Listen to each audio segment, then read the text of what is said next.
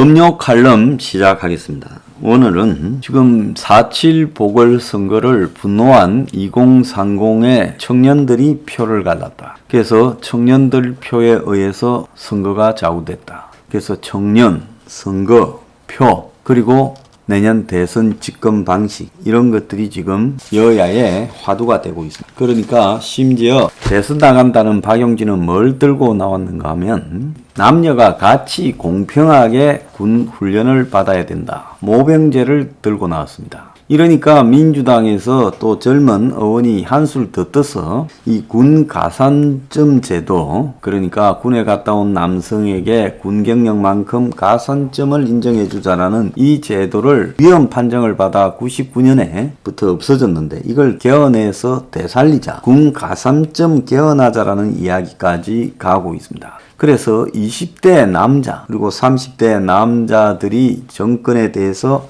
매우 비판적이니까 이들을 어떻게 끌어들일 것인가가 지금 정치권의 화두가 되어 있습니다. 그런데 정치권에서 던지는 얄팍한 미끼들은 그들의 미래를 진지하게 고민하는 것이 절대 아니다는 겁니다.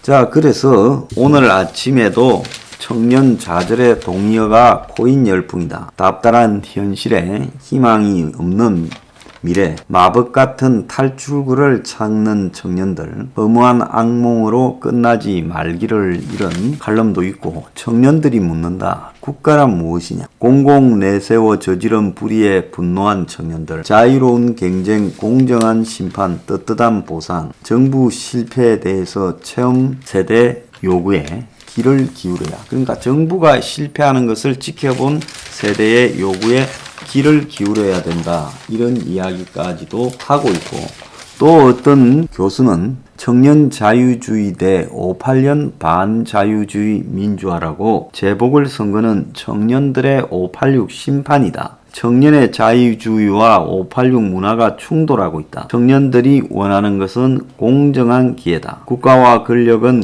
공정한가 묻고 있다. 이렇게 말을 합니다. 자, 그래서 이런 내용들을 보면 각기 다르게 해석하는 거 아니에요. 어떤 자들은 청년 좌절과 코인을, 이 가상화폐를 갖다 붙이고, 어떤 사람들은 또 청년들이 국가가 실패하고 그들에게 공공을 내세우면서 좌절을 줬다고 하고, 어떤 또 사람들은 이 5.86의 민주화라는 것이 반자유주의고 청년은 자유주의를 원한다고 이야기를 합니다. 전부 자기들의 이해관계와 이념에 따라서 해석을 하고 있는데요.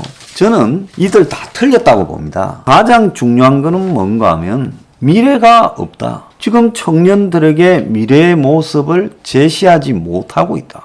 거기에는 좌파도 우파도 마찬가지다. 지금 좌파 정권들이 청년들에게 그럴싸한 캐치프레이즈, 공정, 정의, 기회균등을 내걸었다가 그들에게 사실은 정의롭지도 못하고 공정하지도 기회균등하지도 못하고 특권 계급이고 굉장히 부패 기득권 계급이라는 걸 들켜서 이 욕을 먹고 있지만은, 자, 그들은 청년들에게 잠시 그냥 빵 쪼가리를 나눠 줄 생각을 했지 지속적으로 그들이 빵을 마련하고 또 빵뿐만 아니라 잠자리 그리고 괴로운 출산까지도 할 수 있는 미래를 말하지 못했어요.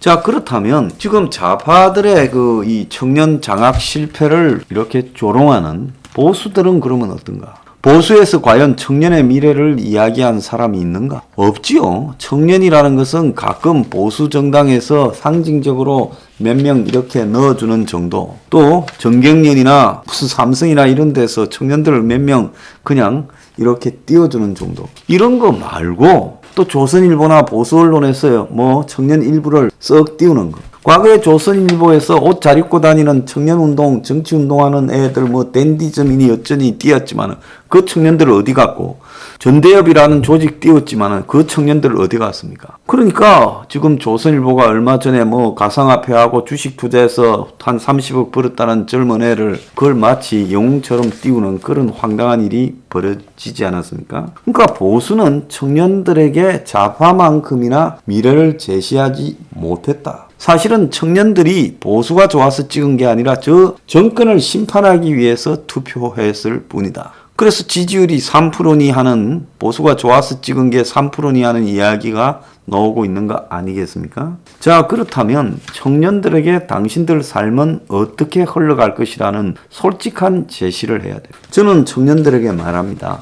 당신들에게 이제 초봉 4, 500 그리고 앞으로 좀 다니면 과장, 차장, 부장 그리고 임원이 되든 그런 평생 직장 그리고 좋은 직장은 없다. 그리고 블루칼라로서 7, 8천만 원 받는 그런 직장도 없어진다. 당신들의 미래는 200만 원, 250만 원 정도의 허접한 직장이 대다수고 그것도 없을 수 있다. 그것이 청년의 미래다. 그럼 당신들은 미래를 어떻게 설계해야 되냐? 기본적으로 당신들이 의식주에서 들어가는 생활 필수적인 비품 구입에서 들어가는 비용을 굉장히 낮추어서 당신들이 적은 소득으로 맞벌이해서 집에서 결혼하고 애 놓고 살아갈 수 있도록 해주는 방식. 새로운 국가의 설계 그것밖에 없다. 그러기 위해서는 국가가 고용 창출을 대거해야 된다. 그래서 요양보호를 하는 부분에 청년들도 대거 투입해야 된다. 또 이 사교육을 공교육 내에 흡수하는 부분에 B급 교사로 청년들을 대거 흡수해야 된다. 자, 그것뿐만 아니라 청년들에게 집을 평당 700만 원 이하로 제공해서 그들이 받는 월급, 적은 월급 중에 한 4분의 1을 내면서 그들이 집을 소유할 수 있도록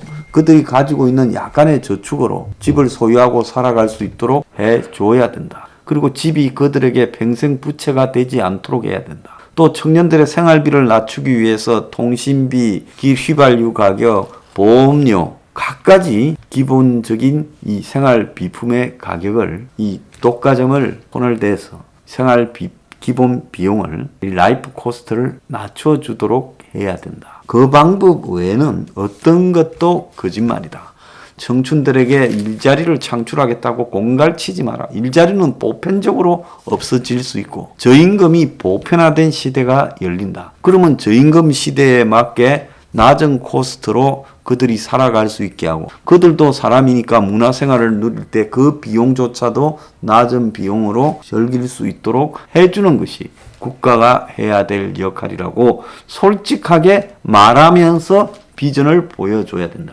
그것을 우리 혁명 21은 이 서포 15조라는 내용에 담고 있고 당의 강령에 담고 있다는 거예요. 저비용으로 살아가는 청년. 그래서 저임금에도 저비용으로 적응할 수 있는 세상. 그럼에도 그들이 결혼하고 출산하고 연애하고 사회적 재생산을 할 수 있는 세상. 그런 세상을 우리가 열어가야 된다고 대안을 제시해야 된다. 그런데 좌우 어디에도 안 하고 있어요. 당장 그냥 그들에게 미끼를 던져서 그냥 표를 얻으려고 하는 행동밖에 없어요. 그래서 청년들을 일시적으로 표들 대상으로 바라보는 게 아니라 청년 앞에 전개될 암울한 디스토피아를 솔직히 인정하고 이런 세상에서 청년들에게도 기본적인 생활은 영이 될 수 있도록 즉 지금까지의 성장 시대의 삶은 청년들에게는 없다. 이런 성장이 정체되고 이제 인구도 줄고 저성장이 본격화되고 일자리가 사라져가는 시대에서 청년들이 살아가는 방안을 그들에게 제시해야 된다. 그러지 않고 요즘 애들 일을 안 하니부터 시작해서 이런 식으로 숫골처럼 꼰대처럼 접근하다가는 아무런 답이 없다는 거예요. 당신 자녀들부터 한번 보세요. 지금 답이 잘 나오는가. 혹시나 당신 자녀 중에 안전한 데 들어갔다고 해서 우리는 잘 했는데 아님이요. 그럼 자녀의 자녀는 어떻게 할 거냐. 답 없다는 겁니다. 그래서 이 답이 없는 시대를 우리가 인정하고요. 그들에게 미래를 제시할 수 있어야 된다. 이렇게 보고 있습니다.